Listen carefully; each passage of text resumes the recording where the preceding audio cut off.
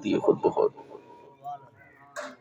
اللہ کے نبی جا رہے ہیں، اصحاب بھی ساتھ تھے، سامنے ایک عورت چرخہ کاٹ رہی تھی۔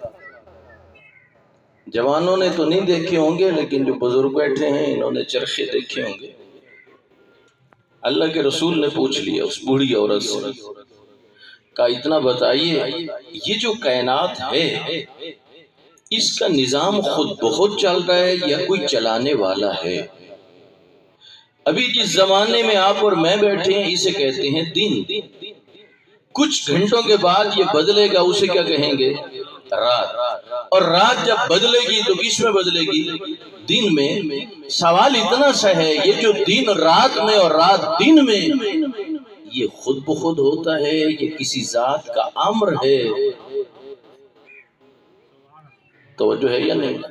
کسی ذات کا ارادہ ہے کہ جس کی وجہ سے دن بدلتا ہے رات میں اور رات بدلتی ہے دن میں، یہ سب کچھ خود بخود ہو رہا ہے۔ سورج نکلتا ہے مشرق کی طرف اور شام کو غروب کرتا ہے مغرب کی طرف، یہ خود بخود ہے یہ کسی ذات کا ارادہ ہے؟ وہ بوڑھی عورت جس پر اللہ کے رسول نے سوال کیا تھا، اس نے چرخے کو چھوڑ دیا، چرخہ رک گیا۔ وہ کہنے لگی اللہ کے رسول، جب میں اپنی انگلی سے چرخے کو حرکت دے رہی تھی تو یہ چل رہا تھا، میں نے ہاتھ ہٹا لیا، یہ چرخہ رک گیا۔ یہ چرخہ میری رہنمائی کرتا ہے۔ جب چھوٹا سا چرخہ بغیر چلانے والے کے نہیں چل سکتا تو اتنی بڑی کائنات کیسے خود بخود چل سکتی؟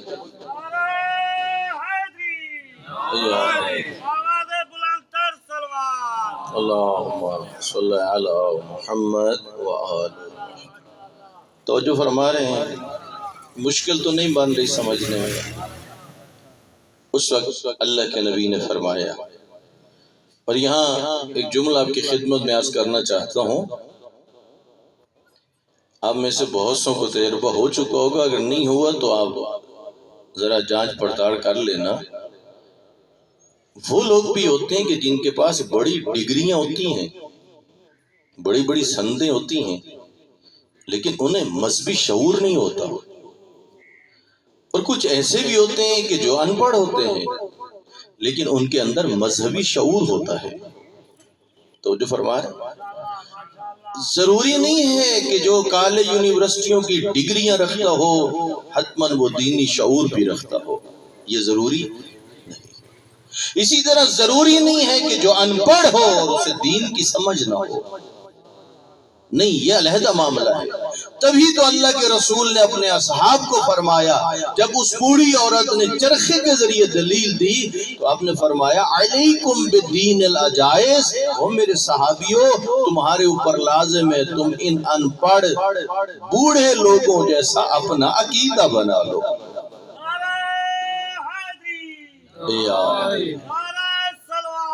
اللہم صلی علی محمد وآلہ۔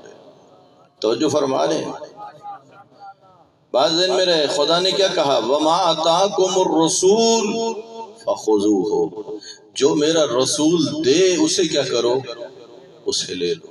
اللہ کے رسول نے سب سے پہلے کون سی بات دی کہ مادہ پرست نہ بنو بلکہ کیا کرو، موحد بنو، یعنی اللہ وحدہ لا شریک پر کیا کرو، ایمان لے آؤ۔ تمہارے ایمان کا سلسلہ کہاں سے شروع ہونا چاہیے؟ اس بات سے کہ یہ کائنات خود بخود نہیں بنی، اس کا بنانے والا ہے، اور وہ کون ہے؟ اللہ۔ پھر اگلا اس بات پہ ایمان ہونا چاہیے کہ یہ کائنات خود بخود نہیں چل رہی، اس کا چلانے والا ہے، اور وہ بھی کون ہے؟ اللہ۔ اب دنیا میں بہت سارے ممالک ہیں، ہر ملک کے اندر ایک بادشاہ ہے، وہ نظام مملکت چلانے کے لیے وزیروں اور مشیروں کا محتاج ہے۔ اب لے لیجئے دنیا میں مختلف سسٹم ہیں، کہیں بادشاہت ہے اور کہیں جمہوریت ہے، کہیں پر صدر فل پاور ہے، کہیں وزیر اعظم فل پاور ہے، اور وہ اپنی سہولت کے لیے مختلف محکموں اور شعبہ جات کے لیے وزیر بھی رکھتے ہیں اور مشیر بھی۔ اللہ جو پوری کائنات کا بادشاہ ہے، کیا خدا بھی کوئی وزیر اور مشیر رکھتا ہے؟ تو میرے مولا امام علی علیہ السلام فرماتے ہیں هو المدبر بلا وزیر، اللہ وہ بادشاہ ہے نہ وزیروں کا محتاج ہے نہ مشیروں کا محتاج ہے، خود بخود وہ نظام مملکت کو کیا کر رہا ہے، وہ چلا رہا ہے، بات پہنچ رہی ہے۔ بس خدا کیا کہہ رہا ہے، وَمَا أَتَاكُمُ الرَّسُولُ، جو میرا نبی دے اسے کیا کرو، اسے لے لو۔ تو اللہ نے سب سے پہلے کیا چیز دے دی، اللہ کی توحید، فرمایا آؤ خدا وحدہ لا شریک پر ایمان لے۔ اور یہ پیغام اللہ کے نبی نے کب دیا؟ کتنے لوگ تھے جو پاک نبی کے اس وقت حامی تھے؟ تاریخ کا مشاہدہ کیجیے، مطالعہ کیجیے، جب اللہ کے رسول نے یہی اعلان کیا کتنے لوگ تھے؟ ایک شخص کہتا ہے جو آتا ہے سامنے بیت اللہ کے اور جناب عباس سے پوچھتا ہے یہ کون ہے مرد کہ جھکا ہوا کھڑا ہے، یعنی حالت رکوع میں، پیچھے ایک مستور ہے اور ایک بچہ۔ تو جناب عباس کہنے لگے یہ جناب عبداللہ کا بیٹا محمد ہے صلی اللہ علیہ وآلہ وسلم، اور ان کے پیچھے جو کھڑی ہیں خاتون وہ ان کی زوجہ ام المومنین خدیجۃ الکبریٰ ہے، اور وہ جو بچہ دیکھ رہے ہو نا وہ ابو طالب کا بیٹا علی ہے۔ کہا یہ اس طرح جھک کے کیوں کھڑے ہیں حالت رکوع میں؟ کہا یہ اللہ کے رسول ہیں اور یہ اللہ کی طرف سے لوگوں کی ہدایت کے لیے پیغام لے کے آئے ہیں۔ اب اتنی کم تعداد کی موجودگی میں آپ اچھی طرح جانتے ہیں جو جس مذہب اور دین کا پیروکار ہوتا ہے وہ جب تک اس پر قائم ہے وہ اپنے مذہب اور دین کی مخالفت کو برداشت نہیں کر سکتا۔ اس کا جو عقیدہ ہے اسے چھیڑو گے تو آپ سے لڑ پڑے گا، وہ جسے حق سمجھتا ہے آپ نے اسے باطل سمجھا تو آپ سے لڑ پڑے گا، جسے صحیح سمجھتا ہے آپ نے اسی کو غلط کہہ دیا تو وہ آپ سے جھگڑا کرے گا۔ تو کیا خیال ہے جب اللہ کے رسول کہیں گے لا الہ الا اللہ کوئی معبود نہیں، اور جنہوں نے 360 بت بنا کے رکھے اور ان کے سامنے جھکے ہوئے ہیں، کیا وہ اللہ کے رسول سے جنگ نہیں کریں گے، لڑائی نہیں کریں گے، جھگڑے نہیں کریں گے؟ یقیناً کریں گے، اس لیے کہ ان کا جو بھی نظریہ ہے انہیں بہت عزیز ہے۔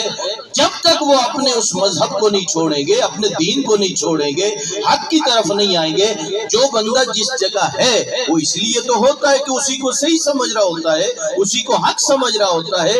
وجہ کیا تھی کہ اللہ کے رسول کو اللہ نے کوئی لشکر نہیں دیا، کوئی فوج نہیں دی، اتنا بڑا اعلان کروا دیا کوئی معبود نہیں، یعنی ان کے لات و منات و عزا اور ان کے سینکڑوں خداؤں کی نفی ہو رہی تھی۔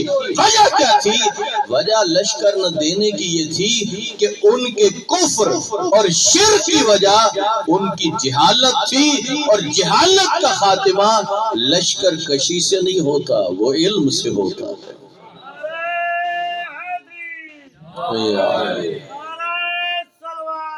اللہم صلی علی محمد وآلہ۔ توجہ فرمائے، دیکھیے کہیں پر کوئی رکاوٹ بن جائے، کوئی مشکل بن جائے، ذرا آپ جاننے کی کوشش کیجئے اس کی وجہ کیا ہے۔ کسی اچھے ڈاکٹر کے پاس جاؤ گے نا، وہ اٹے سٹے لگانے کی بجائے وہ کوشش کرے گا اس کا بلڈ لیبارٹری میں بھیجا جائے تاکہ پتہ چل سکے نمونیا ہے، ملیریا ہے، ٹائیفائڈ ہے۔ اب بعض تو نسخے میں ساری دوائیاں لکھ دیتے ہیں، کوئی تو فٹ آئے گی، لیکن جو اچھا ڈاکٹر ہوگا، پڑھا لکھا ڈاکٹر ہوگا، وہ کیا کرے گا؟ وہ وجہ ڈھونڈنے کی کوشش کرے گا۔ تو جو فرما رہے ہیں وجہ کیا ہے، مشکل کہاں پر ہے؟ آپ اپنے اختلافات کو کبھی دیکھا کرو، چاہے آپ کے اختلافات سیاسی بنیاد پر ہوں، چاہے خاندانی بنیاد پر ہوں، چاہے مذہبی بنیاد پر ہوں، جس سطح پر بھی اختلافات ہوں، اور ہم لوگ کیا کرتے ہیں، ہم دوڑتے ہیں تھانوں کی طرف، ہم دوڑتے ہیں کچہریوں کی طرف، ہم دوڑتے ہیں پرے اور پنچایت کی طرف، لیکن یاد رکھنا جس بھی اختلاف کی وجہ جہالت ہو اس کا حل تمہیں تھانوں پہ نہیں ملے گا، کچہریوں میں نہیں ملے گا، پرے اور پنچایت میں نہیں ملے گا۔ جس مشکل کی وجہ جہالت ہو اس کا حل تمہیں باب مدینۃ العلم سے ملے گا۔ اللہم صلی علی محمد۔ توجہ فرما رہے ہیں، وہ اگر حل ڈھونڈنا چاہتے ہیں تو کہاں پر آئیے؟ باب مدینۃ العلم۔ ایک واقعہ نا آپ کو سنا دوں۔ ہمارے مذہب کے ایک عالم ہیں جنہوں نے اپنی زندگی کے 20 سال خرچ کیے، بڑا قیمتی عرصہ ہے 20 سال۔ انہوں نے ایک کتاب لکھی ہے جس کا نام ہے میزان الحکمت۔ اس کتاب کی 8 جلدیں ہیں، اتنی موٹی۔ انہوں نے کیا انہوں نے مختلف موضوعات پر قرآن کی آیات اور احادیث کو اکٹھا کیا۔ تو جو فرما رہے ہیں، جب کسی اختلاف کی وجہ جہالت ہو تو اس کا حل کہاں سے لینا ہے؟ علم کے ذریعے۔ بات ذہن میں ہے۔ میزان الحکمت ایک کتاب ہے جس کی کتنی جلدیں ہیں؟ 8 جلدیں۔ 20 سال میں یہ کتاب لکھی گئی۔ اس کا ترجمہ ہمارے پاکستان کے عالم دین نے کیا، علامہ محمد علی فاضل صاحب نے، جو اب دنیا پہ نہیں رہے۔ اتفاقاً یہ کراچی گئے۔ کراچی کا ایک علاقہ ہے نمائش، امام بارگاہ میں گئے، وہاں مسجد بھی تھی، شب جمعہ تھی۔ اب ظاہر ہے لوگ ان کی شکل سے پہچان رہے تھے کہ لگتا ہے کوئی عالم دین ہے، اور اتفاقاً اس دن ان کے جو پیش امام تھے وہ نہیں تھے۔ تو تعارف ہوا، تو انہوں نے بتایا، اپنا تعارف بتایا، سامنے بینک کا سیٹ بیٹھا۔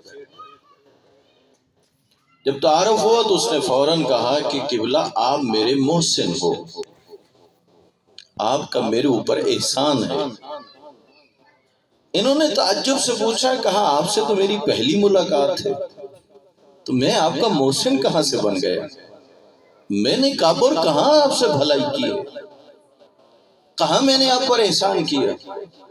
انہوں نے کہا کچھ عرصہ پہلے مجھے کسی دوست نے گفٹ میں آپ کے ترجمہ شدہ 8 جلدیں میزان الحکمت کی دی۔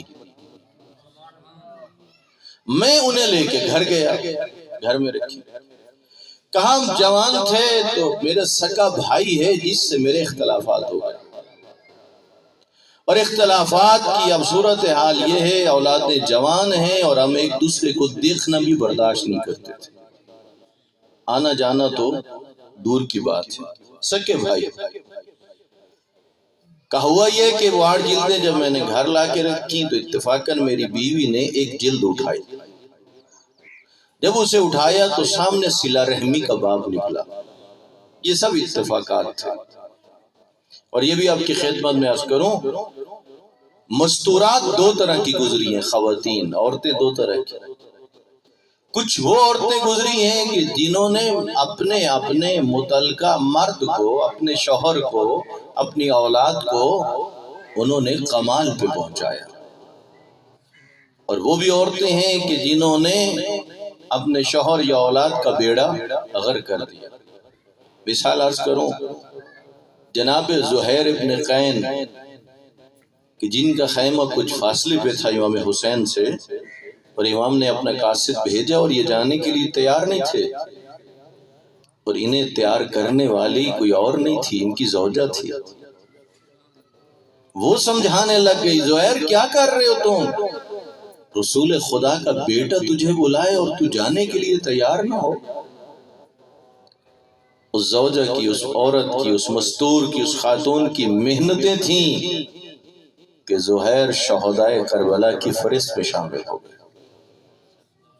توجہ فرما رہے یہاں یہ شخص بتا رہے اس عالم دین کو، کہا ہم بھائی ایک دوسرے سے، ہمارا ملنا آنا جانا بیٹھنا تعلق ختم، رشتہ داری ختم، کہا میری زوجہ نے دیکھا اوپر اللہ کے رسول کا فرمان لکھا ہوا تھا قطع تعلقی نہ کیا کرو، ناطے نہ توڑے کرو۔ آپ اور میرے رشتہ دار دو طرح کے ہیں، ایک ہے مذہبی رشتہ دار، ایک ہے خونی رشتہ دار۔ توجہ فرما رہے ہیں؟ یہ خونی رشتہ دار، یہ بہن بھائی، یہ کون سے ہوتے ہیں؟ یہ خونی رشتہ دار ہیں۔ میں کسی قبیلے سے، کسی قوم سے، آپ کسی قوم سے، اور پھر ہم ایک دوسرے سے محبت کرتے، کس بنیاد پر؟ یہ ہمارا ایک مذہبی رشتہ ہے۔ یعنی بھائی کتنی طرح کے ہو گئے؟ دو طرح کے۔ اللہ کا رسول نہیں چاہتا کہ تم آپس میں چاہے تم مذہبی رشتہ رکھتے ہو چاہے تم خاندانی رشتہ رکھتے ہو، آپس میں ناطے توڑا نہ کرو، آپس میں بلکہ ناطوں کو جوڑا کرو۔ اس کتاب میں لکھا ہوا تھا، کسی نے پوچھا یا رسول اللہ میرا رشتہ دار ہے مجھ سے تعلق توڑتا ہے، آپ نے فرمایا تم جوڑا کرو۔ کہا وہ پھر توڑتا ہے، کہا تم پھر جوڑا کرو۔ وہ پھر توڑتا ہے، کہا تم پھر جوڑا کرو۔ یہ مرد کہتے اس عالم دین سے میری زوجہ وہ کتاب اٹھا کے آ گئی اور مجھے کہنے لگی تم نے اپنی انا کا مسئلہ بنایا ہوا ہے، اللہ کا رسول تو چاہتا ہے کہ تم بھائی ایک دوسرے سے تعلق بناؤ، ایک دوسرے کے ساتھ اس جو رنجش تھی اسے ختم کرو، اور تم ختم کرنے کے لیے تیار نہیں ہو۔ یہ اس عالم دین سے کہتا ہے کہ میں نے اسے ٹالنے کی کوشش کی لیکن میری زوجہ مسلسل سمجھا رہی تھی اور مجبور کر رہی تھی، چھوڑو ضد کو، چھوڑو انا کو، اللہ کے رسول کا فرمان مان لو۔ اگرچہ پہل کرنا بہت مشکل ہوتا ہے، انا کے خول سے نکلنا بہت مشکل ہوتا ہے، لیکن اس کے باوجود کہتا ہے میری زوجہ نے مجھے بہت سمجھایا اور میرے اوپر بہت کام کیا، بالآخر میں، میری بیوی اور ہمارے بچے ہم چل پڑے اپنے بھائی کے گھر کی طرف۔ خدا کرے اگلا بندہ موقع شناس ہو۔ کہا جب ہم وہاں پہ پہنچے تو پہلے تو بھائی نے چڑھائی شروع کر دی۔ کہا میرے گھر میں کیوں آئے ہو جب تیرے میرے ساتھ کوئی تعلق نہیں تھا، کوئی ناطہ نہیں تھا، کیوں آئے ہو؟ میں تجھے دیکھنا نہیں چاہتا۔ یہ بیچارہ سنتا رہا۔ جب اس نے بہت غصہ کر لیا اور کہا تجھے کس نے بھیجا ہے، تو یہ کتاب اٹھا کے کہتا ہے کسی اور نے نہیں، مجھے تو اللہ کے رسول نے بھیجا ہے۔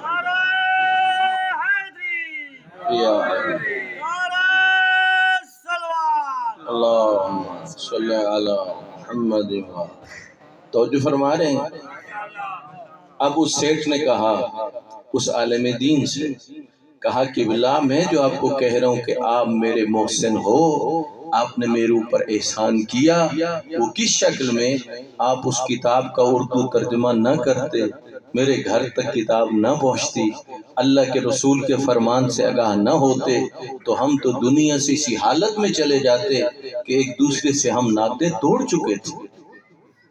تو جو فرما رہے ہیں، اس لیے دیکھیے جہاں پر بھی آپ کے اختلاف کی وجہ، چاہے جس رنگ میں اختلاف ہو، اگر اس کی وجہ جہالت ہو تو پھر اس کے لیے تھانے کچہری کی طرف نہیں جانا، پرے پنچایت کے لیے نہیں جانا، پھر کیا کرنا ہے؟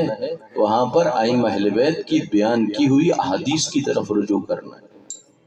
آیا اس میں رسول خدا اور ائمہ اہل بیت نے کیا فرمایا؟ اس لیے کہ آپ اور میری بخشش اور نجات اسی صورت میں ہوگی جب ہم اللہ اور اللہ کے رسول اور ائمہ اہل بیت کے احکامات پر عمل کریں گے۔ بات ذہن میں ہے یا نہیں؟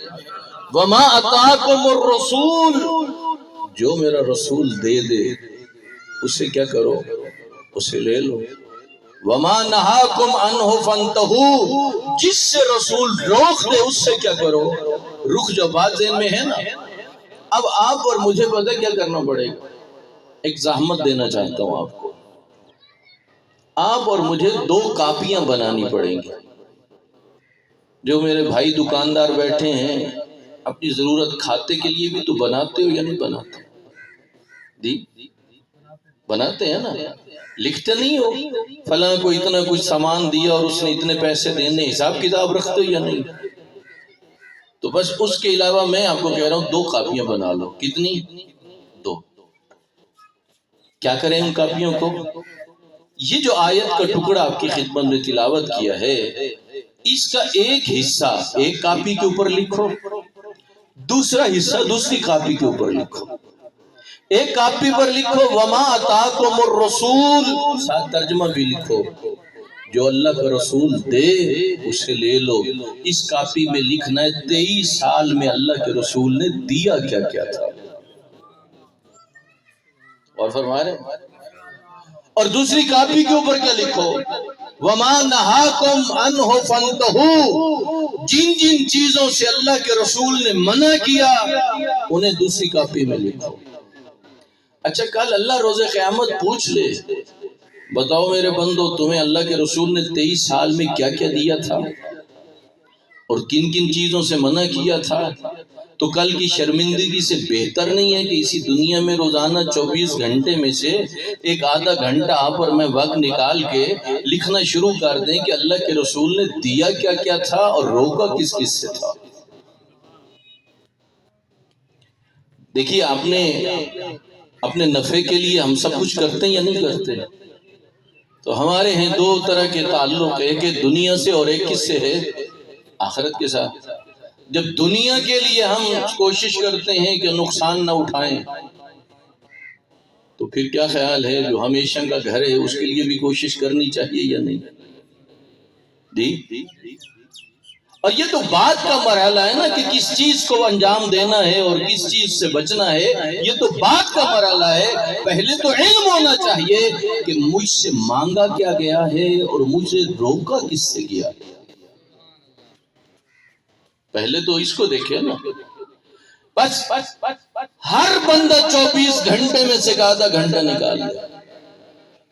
اگر خود صاحب علم ہے تو کتابوں کا مطالعہ کرے, اگر نہیں ہے تو صاحب علم سے ٹائم لے اور اس کے بعد تھوڑا تھوڑا لکھنا شروع کر دے اللہ کے رسول نے کیا دیا اور کس کس چیز سے منع کیا.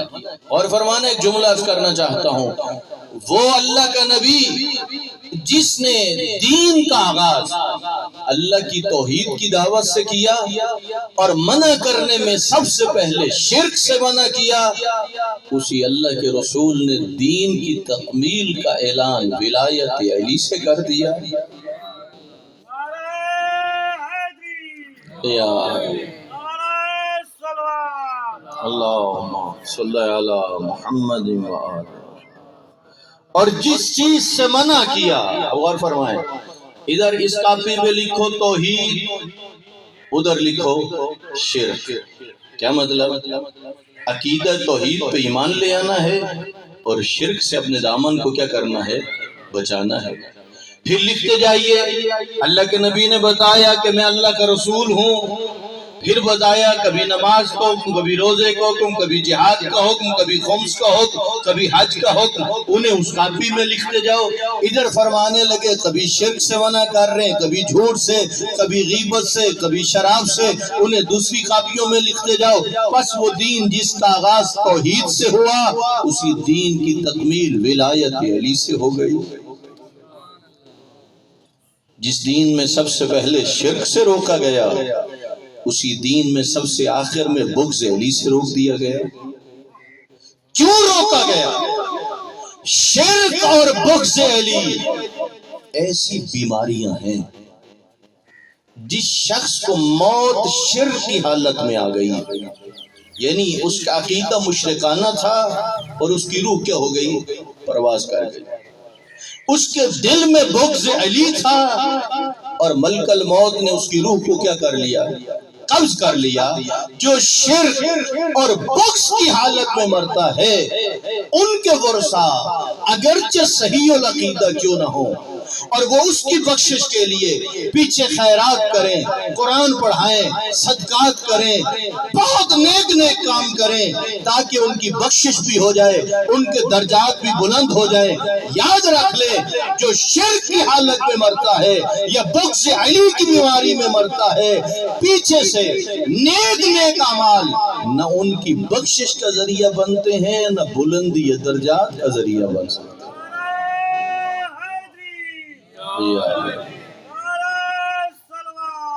اللہم صلی علی محمد توجہ فرما رہے ہیں. میرے مولا امام علی علیہ السلام نے اپنے صحابی جناب ابو عبداللہ جدلی سے فرمایا, کہا ہے ابو عبداللہ جدلی میرا دل چاہتا ہے آج تجھے ایک نیکی سے آگاہ کروں. نیکیاں تو بہت ہیں، لیکن میرے مولا چاہ رہے ہیں کہ فقط اس محفل میں ایک نیکی سے، اور فرمایا تجھے آج ایک برائی سے بھی آگاہ کرنا چاہتا ہوں۔ ابو عبداللہ جدلی کہتے ہیں قلت بلا یا امیر المومنین، کہتے میں نے فوراً کہا مولا ضرور بتائیے، وہ نیکی بھی بتائیے اور وہ برائی بھی بتائیے۔ امام نے نیکی بتانے سے پہلے فرمایا ابو عبداللہ جدلی تجھے نیکی کا فائدہ بھی بتاتا ہوں، تو جو فرما رہے ہیں، اور برائی بتانے سے پہلے برائی کا نقصان بھی بتاتا ہوں۔ آپ کا بھی ارادہ ہے کہ وہ نیکی بھی آپ تک پہنچ جائے اور اس کا فائدہ بھی پہنچ جائے، وہ برائی بھی پہنچ جائے اور اس کا نقصان بھی پہنچ جائے۔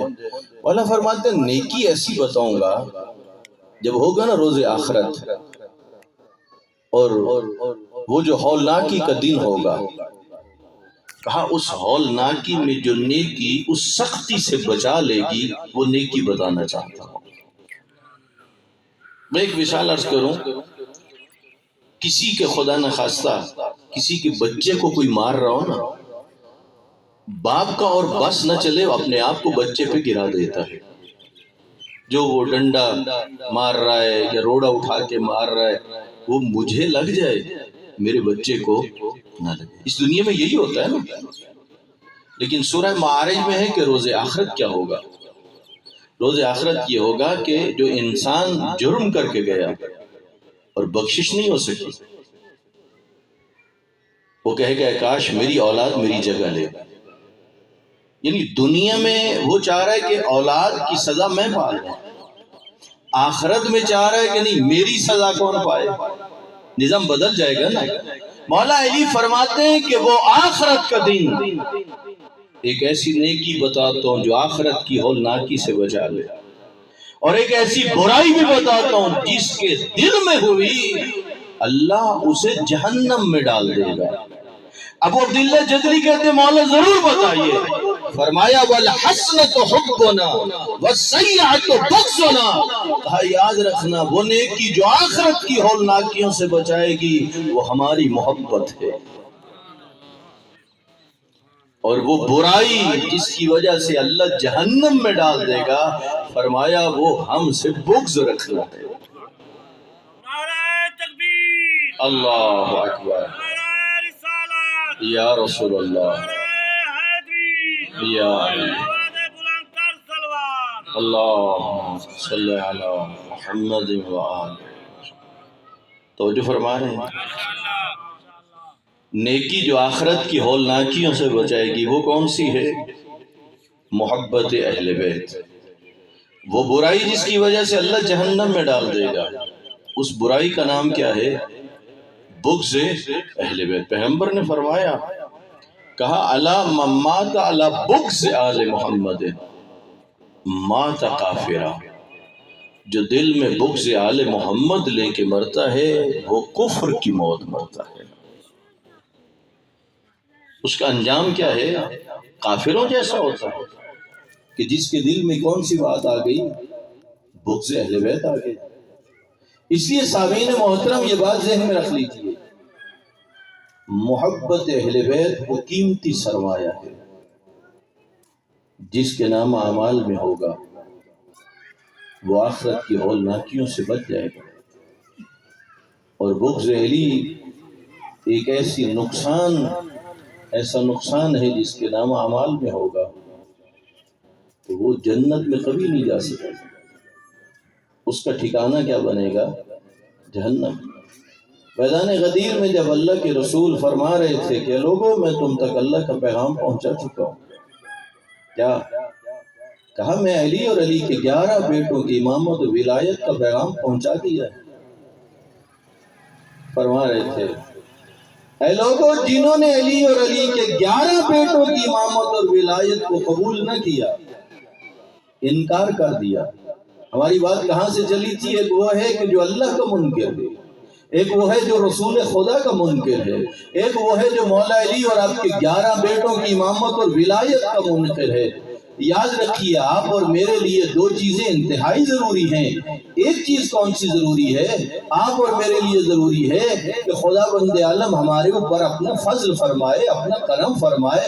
ہم جتنے بھی نیک کیوں نہ بن جائیں، اس کے باوجود فضل الہی کی ضرورت ہے، کرم الہی کی ضرورت ہے۔ دوسرا جو توبہ کرے خدا اسے قبول کر لے۔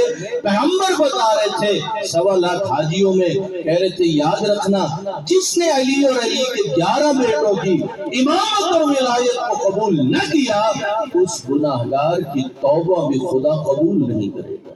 نعرہ حیدری، یا نعرہ سلوات۔ اللہم صلی علی محمد تبھی تو پیغمبر نے فرمایا الا من مات علی حب آل محمد مات تائبہ، جو آل محمد سے محبت لے کے مرتا ہے اسے پہلا انعام کیا ملتا ہے؟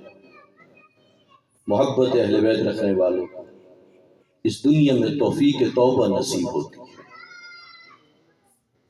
اور اگر کوئی دعوی محبت بھی رکھتا ہے اور ظلم بھی کرتا ہے اور زیادتیاں بھی کرتا ہے اور اس کے اندر توبہ کی بھی توفیق نہیں پیدا ہوتی، تو اسے دعوت محبت پر خود غور و فکر کرنا چاہیے، کہیں میری محبت میں کوئی کمی تو نہیں ہے۔ تو پہلی بات کون سی ہوئی؟ اہل بیت سے محبت رکھنے والے کو اللہ کیا کرتا ہے؟ توفیق توبہ عطا کرتا ہے۔ وَعَلَى مَن مَاتَ عَلَى حُبِّ آلِ مُحَمَّدٍ مَاتَ مَغْفُورًا، ایک طرف خدا اسے توفیق توبہ عطا کرتا ہے، دوسرا محبت اہل بیت کی وجہ سے خدا اس کی توبہ کو قبول فرماتا ہے۔ اور پھر عموماً شہید تو اسے کہا جاتا ہے نا جو راہ خدا میں مارا جائے، لیکن الا من مات علی حب آل محمد مات شہیدا، جو اہل بیت کی محبت لے کے مرتا ہے چاہے گھر میں اپنے بستر پہ مر جائے، اس کے نام اعمال میں شہید کا ثواب لکھا جاتا ہے۔ اللہ کے رسول ایک زانو پہ امام حسن کو اٹھائے ہوئے ہیں، دوسرے زانو پہ امام حسین کو اٹھائے ہوئے ہیں، اور اللہ کی بارگاہ میں کہہ رہے ہیں پروردگار اللہم انی احبہما، میرا مالک میں ان دونوں سے محبت کرتا ہوں، واحبب بہما، پروردگار تو بھی ان سے محبت فرما۔ یہ جو کچھ بھی کہہ رہے تھے اپنی مرضی سے نہیں کہہ رہے تھے، حکم خدا تھا۔ اور اگلا جملہ سننا، کہا پروردگارہ ان دو سے نہیں بلکہ میرا اللہ ہر اس سے محبت فرما جو ان سے محبت کرتا ہو۔ یعنی اب جو بھی چاہتا ہے کہ اللہ اس سے محبت کرے تو اسے پہلے کیا کرنا پڑے گا؟ اسے امام حسن اور امام حسین سے محبت کرنی پڑے گی۔ اس راستے سے آئے گا تو اللہ بھی اس سے کیا کرے گا؟ اس سے محبت کرے گا۔ وہی ہستی جس سے محبت کا حکم دیا گیا، اسی ہستی نے جب یہ دیکھا کہ اللہ کا دین نہیں بچتا مگر یہ کہ اب میں نانے کا شہر چھوڑ دوں، اب میں نانے کا روزہ چھوڑ دوں، اب اسی ہستی نے اپنے نانا کی طرح ہجرت کا انتخاب کیا۔ نانا اللہ کا دین بچانے کے لیے مکہ سے ہجرت کرتے ہیں اور آتے ہیں مدینہ، اور نواسہ مدینہ سے ہجرت کرتا ہے اور جاتے ہیں مکہ۔ نبی بھی جب مکہ چھوڑ رہے تھے مڑ مڑ کے مکہ کی گلیوں کی طرف دیکھتے تھے، آنکھیں برس رہی تھی، لیکن قدرت کی آواز آئی، میرا نبی گھبرا نہیں، ایک دن فاتحانہ انداز میں تمہیں لوٹاؤں گا۔ عزاداران امام حسین، لیکن جب امام حسین چھوڑ رہے تھے مدینہ اور مڑ مڑ کے مدینے کی گلیوں کو دیکھتے تھے اور آنکھیں برس رہی تھی، یہاں تو نانا بتا چکا تھا میرا لال تو جائے گا اور تو مارا جائے گا، تو نے پلٹ کے نہیں آنا۔ جو بیٹھے ہو نا مدینہ منورہ کے زائر، جو مکہ اور مدینہ جا چکے، جملہ عرض کرتا ہوں، بندے کی بڑی حسرت ہوتی ہے، اب جانے کب وہ وقت آئے گا جب میں مکہ اللہ کے گھر کی زیارت کروں گا، کب وہ وقت آئے گا جب میں مدینہ منورہ جاؤں گا، روضہ رسول کی زیارت کروں گا، جنت البقیع میں جاؤں گا، اور جب اللہ وہ حسرت پوری کر دے اور بندہ وہاں پہنچ جائے، چند دن مدینے میں رہتا ہے اور میر کارواں بتاتا ہے کہ اب مدینے کو چھوڑنا ہے، بسوں میں آ کے سوار ہوتے ہیں، مدینے میں ہیں سڑکیں، بسیں چلتی ہیں ان سڑکوں کے موڑوں کے اعتبار سے، لیکن حاجی کی گردن ادھر مڑتی ہے جدھر گنبد خضرا ہے، آنکھیں برس رہی ہوتی ہیں، دل ڈوب رہا ہوتا ہے، اور زبان پہ یہی کچھ ہوتا ہے، اللہ کا رسول تیرا روزہ چھوڑوں تو کیسے چھوڑوں، تیرا شہر چھوڑوں تو کیسے چھوڑوں، اور میرے شیعہ بھائیوں مسلمانوں اتنا بتاؤ، اس حاجی نے مدینے میں جا کے کہہ رہا ہے کہ اللہ کا رسول تیرا روزہ کیسے چھوڑوں، آنکھیں برس رہی ہیں، دل ڈوب رہا ہے، اتنا بتا کہ تو نے اللہ کے رسول کو پایا، کہ اللہ کے رسول کی محبت کو پایا، کہ اللہ کے رسول کو دیکھا، تم نے سنا، اور تجھ سے مدینہ چھوڑنا مشکل ہو گیا، اتنا بتا جو گود میں پلتا رہا تھا اس نے آسانی سے مدینہ چھوڑا۔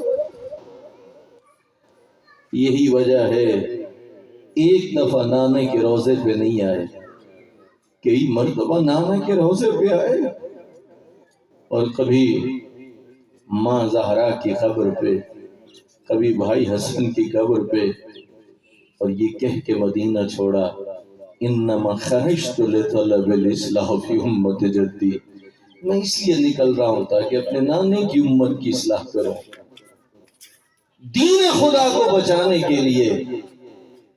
عاشور کے روز امام حسین نے خرچے شروع کر دیے، پہلے اصحاب مارے گئے، پھر ہاشمی مارے گئے، پھر وہ وقت آیا آزاداروں جب ہاتھوں پر طفل صغیر کو اٹھایا ہوا تھا، اور فوجی اشقیاء کے سامنے آ کے فرما رہے تھے، یا قومو قد قتلتم شیعتی واہل بیتی وقد باقی ھذا الطفل، اے قوم اشقیاء تم نے میرے اصحاب کو بھی مار ڈالا، تم نے میرے اہل بیت کو بھی مار ڈالا، اب تو میرے پاس بچ گیا یہ بچہ، ہو سکتا ہے اسے پانی پلا دو۔ امام کا انداز کو اس طرح تھا کہ فوج اشقیاء کے اندر کچھ لوگ رونے لگے، پیشر ساتھ کو خطرہ لاحق ہوا کہیں بغاوت نہ ہو جائے، حرملے سے کہنے لگا، حرملہ اقطع کلام الحسین، جلدی کر حسین کی کلام کو قطع کر، ورنہ میرے لشکر میں میری فوج میں بغاوت پیدا ہو جائے گی۔ تو میرے بھائیوں جب یہ کہا نا، اس وقت حرملہ لعین نے ایک تیر کمان میں جوڑا جو 3 شعبہ تیر تھا، جب اس تیر کو چھوڑا اس ملعون نے، روایتیں کہتی ہیں فَضُبِحَ مِنَ الْأُذُنِ إِلَى الْأُذُنِ، وہ تیر گلے کو چھیدتا ہوا باہر کی طرف آیا، اور ملتی ہے یوں بھی روایت کہ تیر امام حسین کے بازو میں لگا، اور کچھ عجب نہیں کہ علی اصغر نے پلٹ کے کہا ہو، بابا کیا کرتا، تیر کا سائز بڑا تھا میرا گلا چھوٹا تھا، ہاتھوں پہ تڑپ رہے شہزادہ علی اصغر۔ ابھی 3-4 دن پہلے گزری ہے 28 سفر، یہ کون سا دن ہے جس میں رسول خدا کی بھی شہادت، امام حسن مجتبیٰ کی بھی شہادت۔ اے میرے مسلمان بھائیوں ایک جملہ عرض کرتا ہوں، ایران کے بہت بڑے مشہور عالم ہیں شیخ انصاریان، وہ یہ فرماتے ہیں، کہتے ہیں 28 سفر کو امام حسن کا میت ہے قبر میں اتارا ہے، امام حسین قبر میں اترے ہوئے ہیں، کافی دیر ہو گئی امام حسین باہر نہیں آئے، رونے کی آواز آ رہی تھی، کہیں سے محمد حنفی آگے بڑھے، کہیں سے حضرت عباس آگے بڑھے، اور بڑھ کے کیا کیا، آپ کے شہر میں بھی اگر کسی میت کا باپ ہو زندہ، کسی میت کا بھائی ہو زندہ اور وہ بے حال ہو چکا ہو، تو جاتے ان کے شانوں کو پکڑتے ہو، انہیں دلاسے لیتے ہو 28 سفر جنت البقیع ہے، مدینہ ہے، امام حسین قبر میں امام حسن کے رخسار پہ رخسار رکھا ہوا ہے، زاروں قطار ہو رہے تھے، اور کہیں سے ایک بھائی نے تھاما، کہیں سے دوسرے بھائی نے تھاما، مہر لے کے آئے۔ یہ سن 50 ہجری کا واقعہ ہے، لیکن 61 ہجری ہے، عاشور کا روز ہے، ہاتھوں پر علی اصغر کا میت ہے، کوئی امام حسین کو سنبھالنے والا نہیں ہے، اور کوئی امام حسین کو دلاسا دینے والا نہیں ہے، اور اس مشکل گھڑی میں صورتحال کیا تھی؟ تنہا تھے امام حسین۔ تبھی تو امیر مختار نے پوچھا تھا کربلا کے قاتلوں میں سے قاتل سے، اتنا بتا کہ کیا تجھے روز عاشور کسی لمحے امام حسین پہ رحم آیا؟ کہ تجھے بھی ترس آیا امام حسین پہ؟ سوچ کے کہتا ہے ہاں، مجھے اس وقت رحم آیا جب ششماہے کو عبا کے دامن میں اٹھائے ہوئے تھے، کبھی خیموں کی طرف بڑھتے تھے، کبھی واپس پلٹتے تھے۔ امیر مختار نے یہی جملہ سنا اور غش کھا کے گر گئے۔ سپاہیوں نے پانی چھڑکا، جب ہوش میں آئے سپاہیوں نے پوچھا کیا وجہ تھی، آپ کیوں بے ہوش ہو گئے؟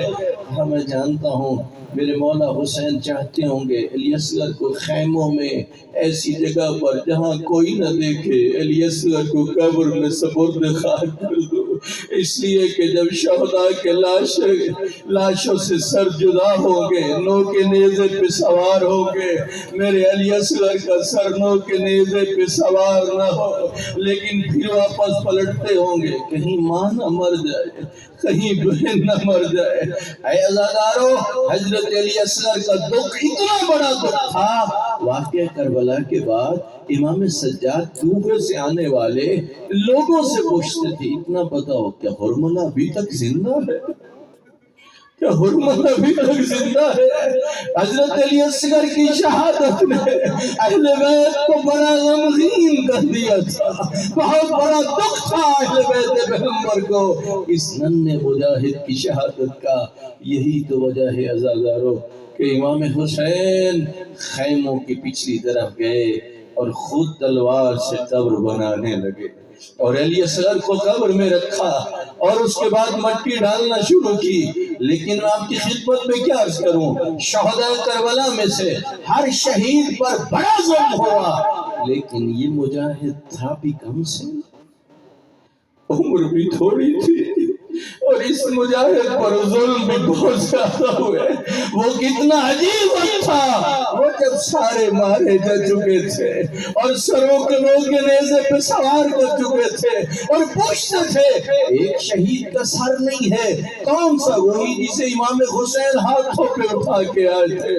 اس وقت کچھ ظالم گھوڑوں پہ سوار ہوئے اور نیزوں کو لیے ہوئے تھے، زمین میں ڈالتے تھے، ادھر زمین میں نیزے گڑتے تھے، ادھر اصغر کی ماں خیمے میں گرتی تھی، ادھر اصغر کی بہن یہ منظر نہیں دیکھ پا رہی تھی۔ مگر وہ وقت بھی آ گیا جب نیزے کی نوک پہ یہ پھول برآمد ہوا اور اس ننھے مجاہد کو نوک کے نیزے پہ سوار کیا۔ لیکن کیا خبر تھی انہیں کہ اس ظلم کی وجہ سے انہیں کیا کچھ سہنا پڑے گا، اور یہی وجہ ہے عزادارو انہوں نے کوفے کے بازاروں میں یہ کہنا شروع کر دیا، کہا اس ڈر سے کہیں بغاوت نہ ہو جائے، کہنے لگ گئے، کہا کوئی باغی ہے جو کربلا میں مارا گیا، ایک شخص حبیب ابن مظاہر کے سر کو دیکھتا ہے، کہتا ہے مانتا ہوں بغاوت کی ہوگی، مسلم بن اوسچہ کے سر کو دیکھتا ہے، مانتا ہوں بغاوت کی ہوگی، لیکن جب ششماہے کے سر کو دیکھا رو کے کہتا ہے او لعینو تم جھوٹ بولتے ہو، کیا یہ بچہ بھی باغی ہو سکتا ہے؟ اتنا کم سن بچہ بھی بغاوت کر سکتا ہے؟ حسنوں کے نیزے پہ سوار ہو کے ننھے مجاہد علی اصغر ہر جگہ بتا رہے تھے لوگوں ان کے دھوکے میں نہ آنا، میں تو نبی کے بیٹے کا بیٹا ہوں، میں دوست کا بیٹا ہوں جو نبی کی بیٹی کی گود میں پلتا رہا، ہمیں پہچانو تو صحیح، ان لوگوں کی من گھڑت باتوں میں نہ آنا۔ بس اس ننھے مجاہد نے نو کے نیزے پہ سوار ہو کے یہ گواہی دے دی کہ یہ جھوٹ بولتے ہیں ہم تو آل نبی ہیں، ہم تو نبی کی طرح تھے، لیکن ذرا آخر میں آ گئے آنسو، ہو گئی عبادت، معرفت پہ ڈوبا ہوا ایک آنسو بھی بخشش کا ذریعہ بن جاتا ہے۔ لیکن اتنا سوچئے یہ قربانیاں کس لیے دی گئی تھی، یہ دکھ اہل بیت نے کس لیے اٹھائے تھے؟ مقصد یہ تھا قیامت تک کے لیے اللہ کا دین بھی محفوظ رہے، اللہ کے نبی کی شریعت بھی محفوظ رہے۔